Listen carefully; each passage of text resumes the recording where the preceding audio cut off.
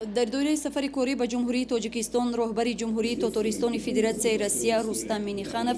با معاون سروزیر مملکت عظیم ابراهیم و رئیس شهر دوشنبه محترم رستم امامعلی از دو کارخانه بزرگ صنعتی در شهر دوشنبه، جمعیت دارای مسئولیت محدود ناقل تالکو و مؤسسه مشترک تاجیکی ترکی عاید به استحصال اتوبوس اکیا اوستو بازدید به عمل آوردند. مهمانان عالی قدر ضمن شناسایی از جمعیت دارای مسئولیتش محدود ناقل تالکو به رفع استحصالات در این کارخانه توجه ظاهر نموده برای به راه ماندن رابطه‌های مستقیم کارخانه‌های صنعتی تاجیکستان و تاتارستان اظهار آمادگی نمود. دوام فعالیت در کارخانه ناقل تالکو خطهای نوی استحصال ناقل‌های شدتش میانه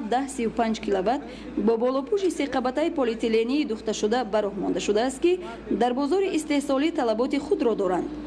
اینچنین جمعیت دارای مسئولیتش محدود ناقل تالکو تصمیم گرفته است که در ساختمان خط انتقال برق 500 کیلووات که 3000 محصولات خود را پیشنهاد نماید. در کارخانه مشترک اکیا اوستو اتوماتیو اندستری باشد اقتدار استحصال اتوبوس در یک سال تا 300 عدد بوده، کارمندان از حساب متخصصان محلی نکم از 200 نفر جلب شدند. در کارخانه مذکور 6 خط استحصالی موجود است: خط کفشرگری، خط ترهنگمالی و روپوشکنی، خط رنگوبارکنی، خط بنبست مکانیکی و الکتریکی و خط نظارت نهایی صفت می باشد که هر یکی آن با تکنولوژی‌های پیشرفته و معاصر مجهز گردانیده شده است که این بهر رسیدن به هدف ملی اعلان گردیده در سمت صنعت کنونی کشور راه اندازی شده است. فعالیت نظررس چنین کارخانه‌های بزرگ صنعتی در مملکت امکان می‌دهد که محصولات وطنی زیاد گردیده صادرات آن به خارج بیشتر به راه مانده شود که این نشانه از رشد صنعت و به بازار جهانی برآوردن محصولات داخلی درک می‌دهد. خورشید نجمیدین، مهروز جمعه،